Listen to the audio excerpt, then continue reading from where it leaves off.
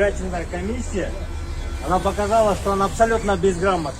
Здесь, в Центральной избирательной комиссии, они исправили под видом редакции свое безграмотство. Они приняли новое решение совершенно. И то, что здесь вот принципиальные члены Центральной избирательной комиссии, они обоснованно на законодательном уровне, вплоть до каждой точки запятой, показали и доказали, что само это решение не только безграмотное, что она на самом деле преследует определенную цель, чтобы выбить всеми средствами, выбить нашу партию. Сегодня мы можем быть, наоборот, горды тем, что доказали нашим избирателям, 15 тысячам людей, которые за нас голосовали, что они за нас голосовали, отдали голос не просто так, что мы умеем защищать их интересы и будем защищать.